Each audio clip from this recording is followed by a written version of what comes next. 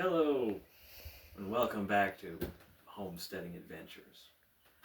That's not our real title. Anyways, so previously I showed sterilizing the, light sterilization, really a hot rinse of the jars that we were going to make the yogurt in.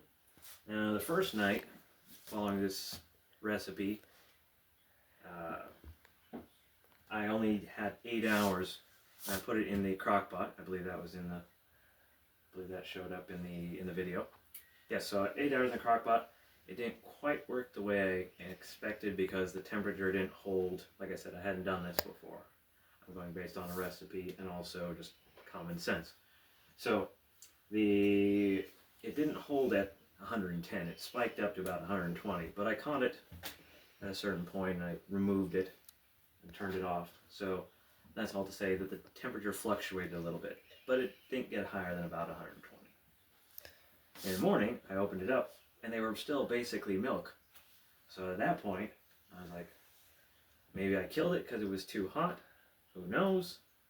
But it occurred to me that, again, see, this is one of the things I'm trying to explain, is that people today are so used to operating based on what they've been told, and they're not actually thinking through how something works or why it works. So it occurs to me, well, you can freeze a bacteria, you can make it go dormant by making the temperature drop, and then you can bring it back up. So who's to say that the fermentation has to all happen in one setting of 8 or more hours? So I took the same product and I warmed it back up on a second night.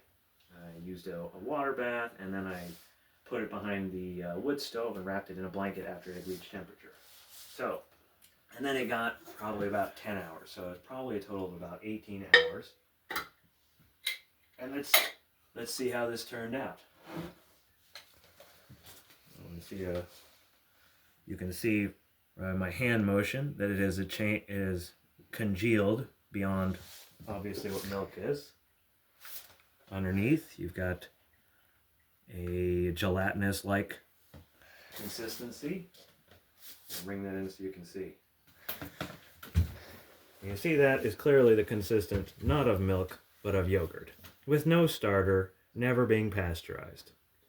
And now we must try for the taste. Oh, crap. It's quite yogurty.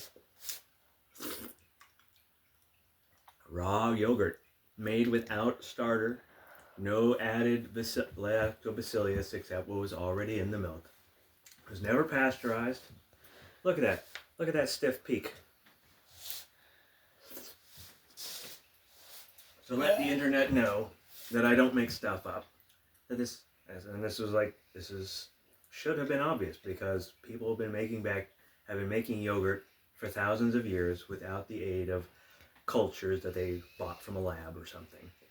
And those cultures that we have originally came from milk. And how did they get them? If you always sterilize the milk, there would not be any cultures to pass down. So now we're going to enter into a new experiment. It just came to me today. I'm going to take some of it, I'm going to throw it back for starters, because I'm not saying that you can't hold back starter.